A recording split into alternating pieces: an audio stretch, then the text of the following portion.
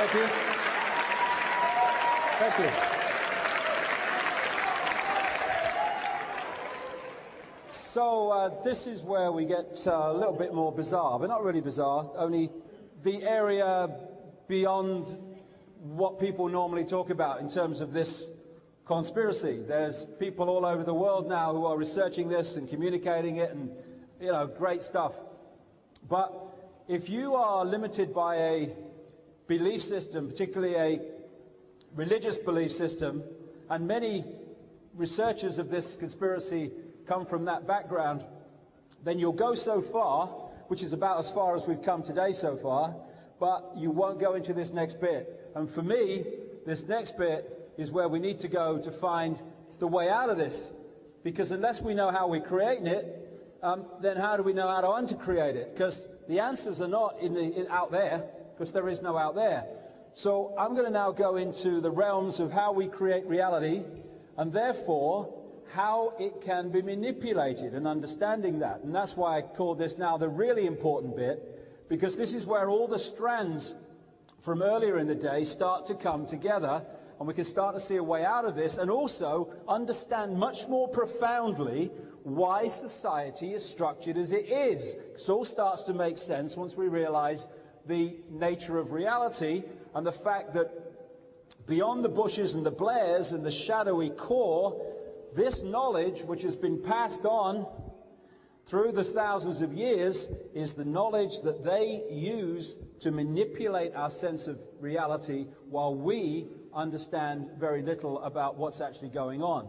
Our thoughts are not necessarily our thoughts, but implanted thoughts. So seeing is believing. But actually the truth is, believing is seeing. And that's a massive truth that moves us forward. What is reality? Reality is an illusion. The only place this world exists is in our heads, and even our head, if you go on to another level, is an illusion. We are consciousness. We are infinite consciousness. This quote from Goebbels about vitally important to repress dissent, because the truth is the mortal enemy of the lie. Now we're entering the area of the biggest lie and the most important lie in terms of the few controlling the many indefinitely. And when we realize the nature of the lie, we can then take control of our lives back, collectively and individually. We are not this body. I'll get more into that as we go along. We are consciousness. We are consciousness that is connected to an ocean of consciousness we call infinity. We can perceive life as a droplet in an ocean. Oh, I'm just little me. Oh, what power have I got? You know, I was born in Leicester, I was, and I went to school, and now I've got a job, and I'm a droplet. But you can perceive that, and you will create a reality that reflects the way you see reality. The perceived reality becomes the experienced reality. But if you perceive yourself not as a droplet, but what happens when you put a droplet in the ocean, there is no point where the droplet ends and the ocean starts. The droplet is the ocean is the droplet. We're all one infinite consciousness. Now, when we perceive life from that point of view, the last thing we think of is we are powerless. Is that we have to look outside of ourselves to be told what to think.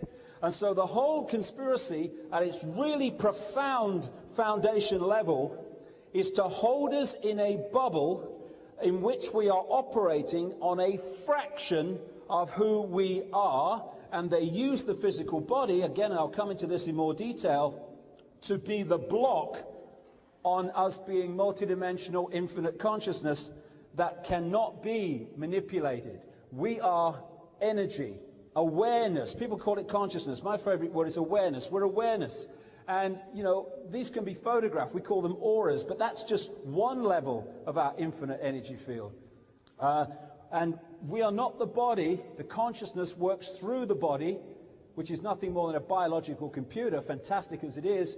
And when we leave the physical body, even every form of life, that's a fingertip. This is a plant, energy, life force. Everything has the life force. And when that's withdrawn, or withdraws, then the physical side of it, which is a biological computer, disappears. What the Illuminati want to do and have structured society to do is to make us identify who we are with the computer. I'm David Icke, I was born in Leicester in 1952. No, that's the experience I'm having. I am infinite consciousness. There are very different perceptions of reality. This thinks it's small and insignificant. This knows that it's everything, like we all are. But if you can be held in the perception of the physical body, the computer level, then you can be controlled very easily. Now, I had an experience over the last week. My mother died. She was in her 80s, and I went up for the funeral, and I was asked if I wanted to go and see my mother in the coffin. Now, I would have said, no, I want to remember her as she is. But something said to me, go, go, go. So I went. And there was my mother in this coffin. And next to her was a massive blown-up picture of her with a big smile on her face, sparkle in the eyes. And I looked at my mother in the coffin, and I looked at the picture. That had no life. That was full of life. That was my mother. That was the computer with my mother gone. And the difference between the two was so profoundly obvious. Because when we take a photograph of someone, the photograph also picks up these unseen levels of consciousness. The sparkle in the eye, the warmth, the vibration coming off you. It picks that up. And that life that was in that picture, what was in my mother for 80-odd years, was that part of her that withdrew. And I'm glad it did, because that computer was causing her endless pain and misery. That withdrew and is now back in the land of forever, the land of consciousness beyond human sight, for reasons I'll come to. And this is how we have been misled on purpose, so that we perceive who we are and who others are with a physical form, when that's not what they are at all. Do we perceive people on the moon in spacesuits as being spacesuits? No, we perceive them as what is in the spacesuit. That is the difference between the two. And my mother is still alive, because she cannot be anything but alive, because she is infinite consciousness that cannot be destroyed.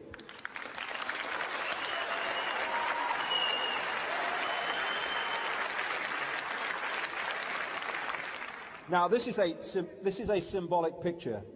There are now endless accounts all over the world of people who've had what we call out-of-body experiences, where they leave the body when the body physically dies, and they're looking down on their body, and when they're revived, they can tell the doctors and the nurses what they were doing and saying when they were apparently dead. They also talk about going through a tunnel and seeing people who've gone before.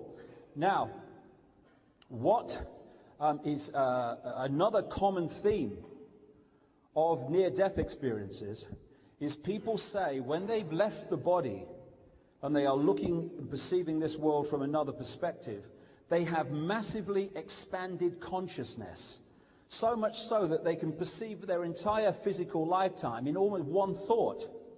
We're perceiving it in a series of thoughts going through what we call time. They're just perceiving it all in one thought, something that they couldn't even conceive doing when they were in the physical body. And what this physical body does is it limits the vision and perspective of consciousness. And we start to identify who we are with this physical world and with this physical body. Now, if you control the information that this level of us is implanted with from cradle to grave, then if consciousness starts to identify with the physical body as who it is, and disconnects its perception of being interdimensional and infinite, then it's going to get its information to get a fix on who it is and what's happening in the world through this information. It's not going to get it from out here through intuition, through knowing. It's going to get it from here. So if they can control that, they are literally programming a computer to see the world in the way that they want us to see it. And that's what they've done. The idea is to keep us in the five-sense reality, because they control that. And that's holding us in the level of the computer. This is a symbol of this tunnel that near-death experiences constantly talk about, where they're moving from this reality into another reality beyond human sight. Because we think, and I say we, I mean most people, we think that when we look through our eyes, we are seeing what exists in the space we are looking at. In fact, we are seeing through physical sight an infinitesimal fraction of what exists in this space. We're seeing a tiny frequency range accessible by five-sense sight. Now, according to mainstream scientific projections of what exists as mass and matter in this one universe, the electromagnetic spectrum is 0.005% of what is projected to exist in this universe. 0.005%, the electromagnetic spectrum. Human sight can perceive a fraction of that 0.005%. One of the other fantastically effective ways that we're controlled and manipulated is to get us to perceive that we are seeing what exists when we look through our eyes, when we're seeing an infinitesimal fraction. In the space that I'm occupying now are all the radio and television stations broadcasting to London. I can't see them, they can't see each other, because they're on different frequencies, different wavelengths. And therefore, they don't interfere with us, and they don't interfere with each other unless they're really close on the frequency dial. So in the space that I am occupying now, we all are, is infinity. An infinity of worlds and dimensions of existence and what we call life, all existing here. And when I talk about other dimensional entities, for instance, I can't go into this in detail today because we're running out of time, but because I want to concentrate on this, which is, I think, is most important. But when I talk about other dimensional entities manipulating this world through these Illuminati bloodlines who have a DNA that resonates, a sympathetic resonance with these entities, therefore they can control these particular bloodlines much more effectively. That's why you put the bloodline into power, you're putting the other dimensional entity into power that is controlling that apparently human person's mental, emotional, and physical traits and stuff. What is happening is that these entities are operating on frequencies beyond human sight, which ain't saying much given the amount we can access. And so when people say, oh, I saw this reptilian entity, and this reptilian man, it just appeared before my eyes and then disappeared. People go, what you on? What you on? What's happened is, it hasn't appeared and disappeared. It's changed its frequency so that it's entered the frequency of five-sense sight. Oh, did you see that? It's changed the frequency. It's gone out of the frequency of five-sense sight. It disappeared, mate. When people say, I saw this UFO, and it disappeared in front of my eyes. Well, no, it hasn't disappeared. It's left the frequency range that your eyes can access. This is why some people will have a psychic ability to go further into the sight frequency range, and they'll see a ghost, or what they call a ghost, and someone else will say, I can't see a thing, mate. It's all about what you're tuning into and what you're not. Radio signals, radio stations symbolically. So, we are living in five-sense reality in a tiny, tiny frequency range. Infinity lies beyond it. What the Illuminati want us to do is keep that as our focus of what is and real and all the rest of it, and forget about all that stuff, because once you go there, this looks very bloody different. And you start to see through the manipulation and the lies and the claptrap. And people say, I saw it with my own eyes. Well, no, you didn't actually. You saw it with your brain. All the five senses do is they pass signals, electrical, electrochemical signals, to the brain, which then interprets them to form a apparently three-dimensional holographic reality in the brain. We don't feel pain where we get the smack, we feel the pain when the brain has interpreted the message from the smack into pain. And it's the same with all the senses. We are constructing our reality in terms of what appears to be out here is actually in here. And as psychological research and other research has shown, we construct that reality from all this information that we receive on the basis of what we believe. On a simple example of that, I've seen television programs where they put two people together who have a really, really preconceived idea about each other. Because this world's controlled by preconceived ideas, beliefs, imposed beliefs, most of them. And what they do is they get them to talk to each other. They film it, and they take the people apart, and they ask them what the other person said and how they said it. And they tell them. They then play the original chat back, and these two people are shocked. Because when they look at it again, what the person said, and especially how they said it, was completely different to how they perceived it. Why?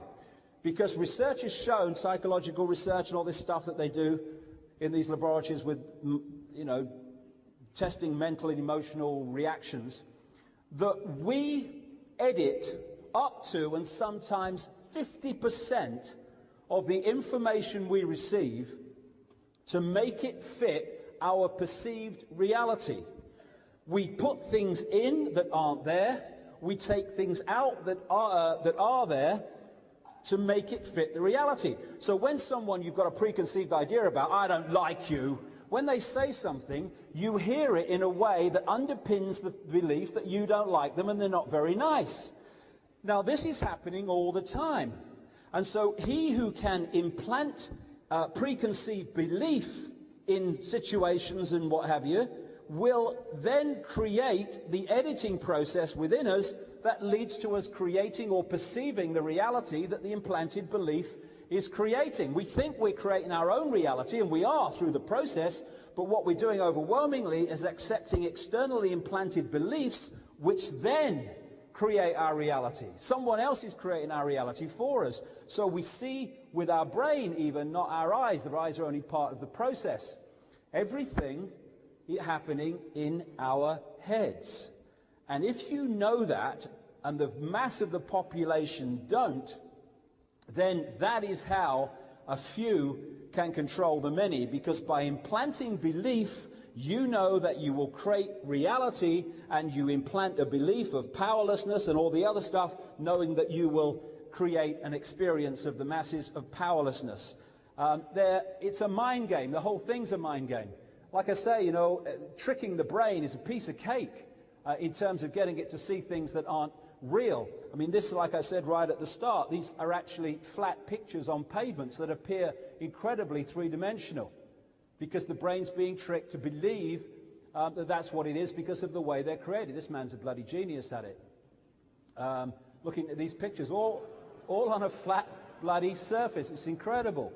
Now, some people's brains will perceive this as 7 sections. Some people will perceive it as a box.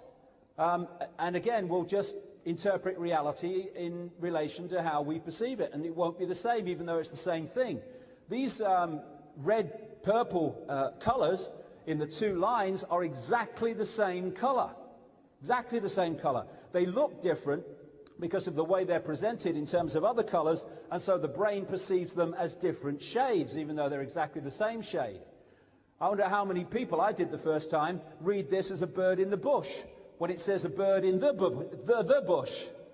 Because the brain says a bird in the bush. Yes, I recognize that. So it cuts out the other the, because it's going with what it knows. And if you can implant a bird in the bush, that's how it is. If you perceive a bird in the bush, no, it's a bird in the bush. That's what I perceive. That bird that's not there. Don't see it. And on a major scale, this is how the manipulation is done, as I'll get into. This is the foundation of how it's done. How many people see the top word as optical, and how many people see it as illusion? How many people see the bottom word as good, and how many people see it as evil? Because both words are there in both examples. It's just a case of how you perceive it with your brain, how you interpret reality. These are real simple examples, but it's happening on a mega scale. As Einstein said, reality is an illusion, albeit a persistent one. And the reason it's a persistent illusion we'll come to as we go along in this last section. As this guy, H.M. Tomlinson, said, we see things not as they are, but as we are. And if we can be manipulated to see things in a certain way, we can be manipulated to see the world as the Illuminati want us to see it. This is the foundation, like I say, of where it all comes from. All the other stuff today, we need to know that. We need to be informed about that. But this is the bottom line where it all comes from. And if we understand this, we become a nightmare to manipulate. I've been kind of thinking about this and researching about this for years. And then in 2003, I'd finished the book, Alice in Wonderland and the World Trade Center disaster. And I said, look, if I'm going to go further into this and see the next levels, I've got to go into other levels of reality. Not in some dream, did I dream it, what happened, but I've got to go in conscious awareness and see beyond this realm and into these other dimensions that interpenetrate it like radio stations. And as synchronicity would have it, I got an invite at that time to go down to South America and talk to a group in the Brazilian rainforest and partake of something called ayahuasca. It was very nice.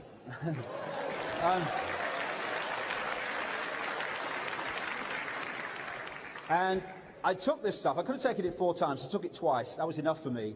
And over 2 nights, I went into another state of consciousness.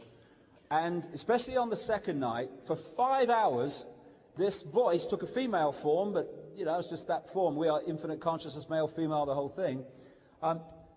It talked to me as loud as I'm talking now for 5 hours about the nature of reality and the fact that it's all an illusion. And it was so funny. I mean, this level of consciousness, if it was a comedian, it would clean up. It was so funny. It was taking the piss out of this world and how we perceive it in the most brilliant way. Anyway, what it said was when it opened up, it said over and over again, it said, all you need to know is this. Infinite love is the only truth. Everything else is illusion. And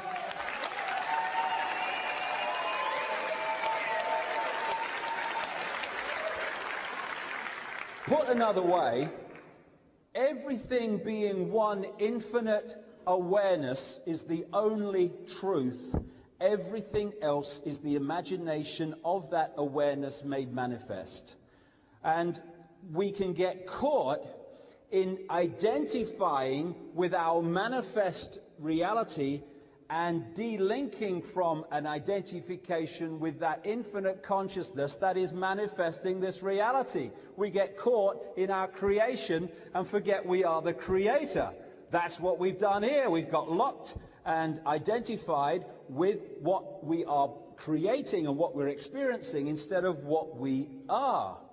So, the illusion and the nature of the illusion is one, if not the most important secret truth that has been passed on the top level of the secret society network, taken from that ancient society, global society that understood the nature of reality, and it has been passed on ever since through that structure, while sucking it out of circulation, by ridiculing it, by condemning it, by saying it's the devil, and using mainstream religion to destroy it in the public domain because the devil is involved in this stuff. And this is how it has worked, and we've lost an identification with who we are. Oneness, infinite consciousness expressing itself through this at this time and through everything else. We are not individuals in that sense. There is not a vacuum between us. There is an energy field. We are all one. The Illuminati want us to identify with division, because in perceiving division we perceive this to be who we are. And that's why the whole pressure, you look at society, you look at the whole gamut of it, all the advertising, all the communication, everything, it is making us and it is enticing us with 5 sense reality. It's all about what we can see, entertainment, what you can taste, oh, isn't it lovely, what you can touch, oh, she's nice, and all this stuff. It's all about 5 senses. It's not there's anything wrong with that. It's a lovely experience. I've tried it. You know, it's good. But if that is our entire perception instead of that is me having an experience, but I am infinite, start to see a way out of this and also understand much more profoundly why society is structured as it is. It all starts to make sense once we realize the nature of reality and the fact that beyond the bushes and the blares and the shadowy core, this knowledge, which has been passed on through the thousands of years, is the knowledge that they use to manipulate our sense of reality while we understand very little about. This next bit is where we need to go to find the way out of this. Because unless we know how we're creating it, then how do we know how to uncreate it? Because the answers are not out there, because there is no out there. So I'm going to now go into the realms of how we create reality, and therefore how it can be manipulated and understanding that. And that's why I call this now the really important bit, because this is where all the strands from earlier in the day start to come together, and we can see what's actually going on. Our thoughts are not necessarily our thoughts, but implanted thoughts. So seeing is believing, but actually the truth is believing is seeing. And that's a massive truth that moves us forward. What is reality? Reality is an illusion. The only place this world exists is in our heads, and even our head, if you go on to another level, is an illusion. We are consciousness. We are what people normally talk about in terms of this conspiracy. There's people all over the world now who are researching this and communicating it, and, you know, great stuff. But if you are limited by a belief system, particularly a religious belief system, and many researchers of this conspiracy come from that background, then you'll go so far, which is about as far as we've come today so far, but you won't go into this next bit. And for me,